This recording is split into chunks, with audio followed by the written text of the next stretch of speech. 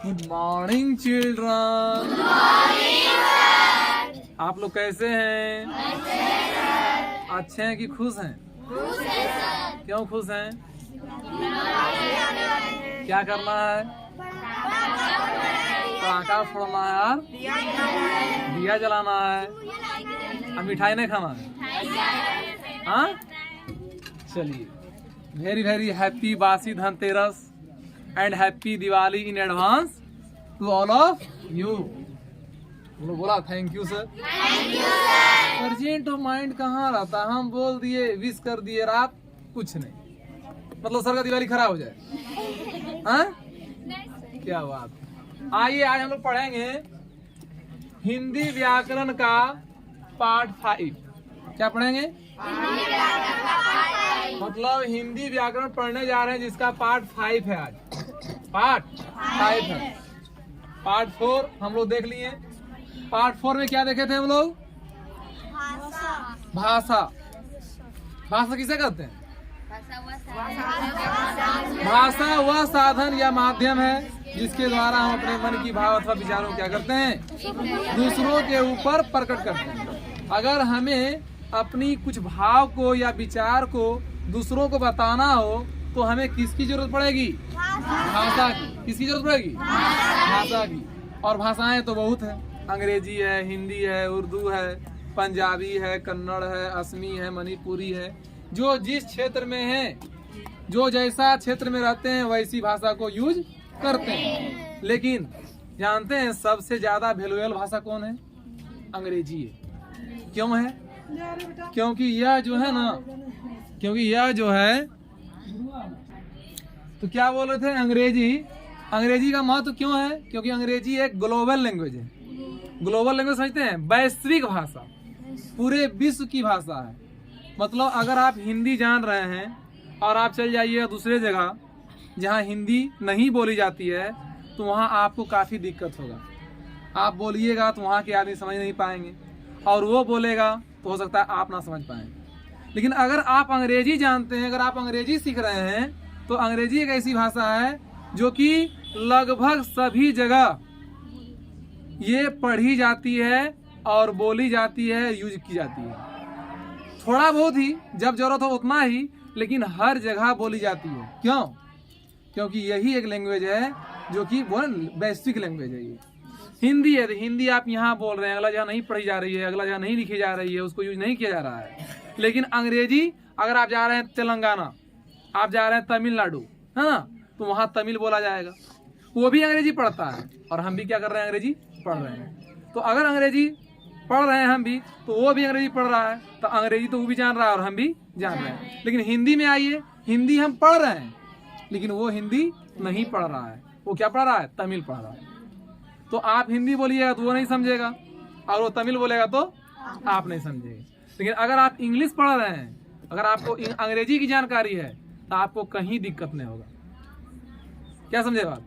इसलिए अंग्रेजी भी पढ़ना चाहिए और हिंदी तो पढ़ना ही है, क्योंकि ये तो मेरी क्या है? जन्म देने वाली भाषा है। मेरा जन्म हुआ है हिंदी में, है कि नहीं? ये मेरा नेटिव लैंग्वेज है। आप समझ आ रही कि नहीं आ रही? ये अपने देश की मातृभाषा है हिंदी। खाना पीना उठना, अंग्रेजी आप हम हमेशा नहीं बोल सकते हैं, हर जगह नहीं बोल सकते हैं अपनी जगह, लेकिन हिंदी अपने जहाँ रह रहे हैं स्थानीय क्षेत्र में वहाँ हमेशा इन्फ्लुएंटली आप बोल सकते हैं। क्या? हिंदी। अंग्रेजी बोलिए आपको सोचना पड़ेगा, थोड़ा सोचना पड़ता है कि नहीं? तो भाषा हम लोग पढ़ लिए थे। अब भाषा के 3 रूप है, मौखिक भाषा, लिखित भाषा और सांकेतिक भाषा। क्या होता है मौखिक, लिखित, सांकेतिक, सब विचार हो गई थी। आज हम लोग पढ़ेंगे भाषा का ही एक छोटा सा रूप है, छोटा रूप है बोली। क्या है? बोली। इसको भाषा नहीं कह सकते हैं, लेकिन भाषा का ही छोटा क्या है? रूप है बोली। कहता है किसी घर, गांव या समाज में बोली जाने वाली क्षेत्रीय भाषा को बोली कहते हैं। कहिए सर, परिभाषा में 2 बोली आ गया, अच्छा नहीं लग रहा है। एक बोली यहाँ, एक बोली फिर यहाँ आ गया। ये बोली जो है ये क्रिया है, ये वर्ब है, जबकि ये जो बोली है यहाँ ये क्या है? ये भाषा का छोटा रूप है, नाउन हो गया, संज्ञा हो गई। तो दोनों में अंतर है। है ना। तो किसी घर, गांव या समाज में बोली जाने वाली क्षेत्रीय भाषा को बोली कहते हैं। जैसे घर में क्या बोलते हैं, खैनी पीनी उठनी, इसको लिखते हैं आप खैनी पीनी उठनी? नहीं लिखते हैं ना। हेगे हेरे जाहिने फीने खाइने, ये आप लिखते हैं, लेकिन बोलते हैं कि नहीं बोलते हैं? तो यही क्या हो गई, बोली हो गई। कहीं देखते हैं बोलता है छै छै करके बोलते हैं, कहीं हमनी के तोहनी के ऐसे बोलते हैं लोग। तो जो जिस क्षेत्र में रहते हैं वहाँ उस क्षेत्रीय भाषा में वो क्या करते हैं, अपना भाव को आदान प्रदान करते हैं। उसे हम क्या कहते हैं, बोली कहते हैं। अब कहता है बोली जो है वह भाषा है जिसकी अपनी ना कोई साहित्य है और ना ही कोई लिपि है। बोली का कोई साहित्य ना है और ना कोई लिपि है। और अब आइए एक वर्ड आया लिपि। लिपि किसे कहते हैं, है ना। लिपि किसे कहते हैं और साहित्य किसे कहते हैं? साहित्य कहते हैं वह पारंपरिक पुस्तक या ग्रंथ को जो हमारी पुरानी संस्कृति और पुरानी सभ्यता को क्या करता है, बताता है कि मेरी पुरानी सभ्यता और पुरानी संस्कृति क्या थी। वो कौन बताता है? साहित्य ही बताता है। साहित्य ही हमें जीवन जीना सिखाता है कि समाज में कैसे चलना है, कैसे रहना है, कैसे जीवन जीना है। वो हमें कौन सिखाता है? साहित्य सिखाता है। और लिपि क्या है? तो लिपि कहते हैं भाषा के लिखावट की विधि या शैली, या विधि शैली नहीं समझ रहा, सीधा बोलिए स्टाइल को लिपि कहते हैं। स्टाइल समझ रहे हैं? कोई साइकिल चलाता है तो कैसे चलाता है, देखते होंगे आप लोग। कोई छुट्टे हाथ चला रहा है, कोई हैंडल नहीं पकड़ेगा, कोई क्या करेगा, दाएं बाएं दाएं बाएं, नहीं कोई क्या करता है, पूरा एकदम ड्राइव करता है साइकिल को, नहीं कोई उठा लेता है, आगे चक्का उठा लेता है, कोई पीछे चक्का उठा लेता है। तो साइकिल चलाने की क्या हुआ, स्टाइल हुआ, विधि हुआ। जिसका जैसे मन होता है वैसे चलाता है। आप बाल संवारते हैं तो कोई इधर से संवारते हैं, कोई इधर से संवारते हैं, नहीं कोई सीधे खींच लेते हैं, कोई यहाँ अखिया तक लटका लेते, अखिया झाप लेते हैं। ये क्या है, उसका स्टाइल है। फिर कर क्या रहे हैं, बाल संवार रहे हैं। कर क्या रहे हैं, बाल संवार रहे हैं। वो उसकी क्या है, स्टाइल है। पास में आ रही कि नहीं आ रही है? तो भाषा के लिखने का भी स्टाइल है। जैसे हमको लिखना है आम, तो हम लिख दिए वो AAM आम। कोई लिखेगा आम, वो आकर आम आम। उर्दू वाले पता नहीं कैसे लिखेंगे, हमको उर्दू तो आती नहीं है ना। कोई उर्दू में आता है क्या? आइए जरा उर्दू लिखिए ना। किसको आता है उर्दू में? आइए उर्दू में आम लिखिए तो आइए जल्दी आइए। हाँ आइए आम। देखिए आसिफ लिखेगा उर्दू में आम। लिखिए आसिफ, कैसे लिखेगा उर्दू में आम?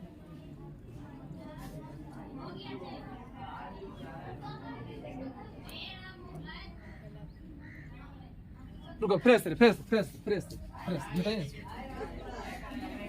देखिए उर्दू में आम। चलिए हो गया, गलत नहीं है। आप गलत तो वही पकड़ेंगे भाई जो उर्दू जानेंगे, हम तो उर्दू हमको पता है नहीं। हाँ सही है। चलिए तो क्या देख रहे हैं, लिखा हुआ है आम ही, तीनों नहीं, क्या लिखा हुआ है, तीनों लिखा हुआ है आम। अगर संस्कृत में लिखे तो संस्कृत में लिखा आएगा ऐसे आम्र, नहीं क्या लिखाएगा, आम्र। तो आप देख रहे हैं 4 भाषा को हम यूज किए हैं यहाँ, अंग्रेजी, हिंदी, उर्दू, संस्कृत। अंग्रेजी, हिंदी, उर्दू, संस्कृत, है ना। आम को हो जाए, आमरम भी हो जाएगा, आमरम, है ना। तो 4 भाषा में हम आम को लिखे हैं, लिखे है ना। अब चारों का देखिए क्या स्टाइल अलग अलग है कि नहीं, क्या चारों सेम है? सबका स्टाइल क्या है, देखिए अलग अलग है ना। तो इसी को हम क्या कहते हैं, लिपि कहते हैं। लिखने की विधि को, कि दूसरे विधि में लिखा गया है, कि दूसरे स्टाइल में लिखा गया है, ये दूसरे स्टाइल में लिखा गया, ये दूसरे स्टाइल में लिखा गया। कोई आपस में मिलता जुलता है नहीं, मिलता जुलता है, सबका अलग अलग स्टाइल है। तो इसी को हम क्या कहते हैं, लिपि कहते हैं। क्या कहते हैं? अब यहाँ से एक चीज आप सीखे होंगे, जब आसिफ लिख रहा था तो देखे होंगे उधर से लिख ले आया, लिखा इधर से लिखा, इधर से लिखा, गौर किए थे?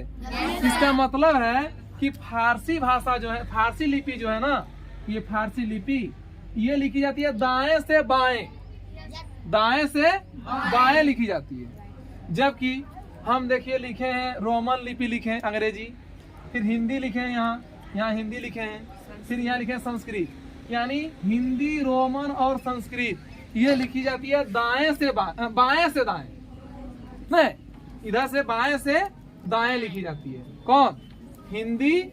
हिंदी, अंग्रेजी और संस्कृत। पास में आ रही कि नहीं आ रही? अब आइए, कहता है भिन्न भिन्न भाषाएं भिन्न भिन्न लिपियों में लिखी जाती है। भिन्न भिन्न भाषाएं मतलब अलग अलग भाषाएं। भाषाएं तो ढेर है, कौन कौन है?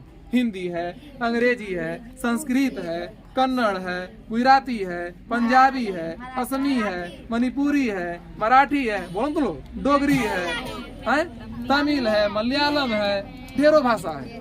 नहीं तो ये जो ढेर भाषाएं हैं, हेलो, ये जो विभिन्न भाषाएं हैं क्या सभी एक ही लिपि में लिखी जाती है? नहीं, तो भिन्न भिन्न भाषाएं भिन्न भिन्न लिपियों में लिखी जाती है, अलग अलग लिपियों में लिखी जाती है। जैसे हिंदी देखिए देवनागरी लिपि में, अंग्रेजी रोमन लिपि में, नहीं संस्कृत देवनागरी लिपि में, उर्दू फारसी लिपि में। वही है, एक तरफ भाषा है, एक तरफ लिपि है।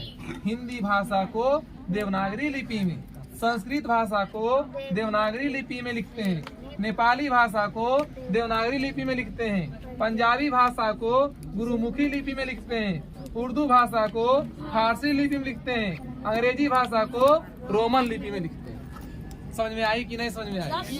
कहीं कोई दिक्कत? पूरा घरेलू भाषा समझ में आया कि नहीं आया? चलिए यहीं तो रहने दीजिए, फिर देखेंगे हिंदी व्याकरण का पार्ट 6।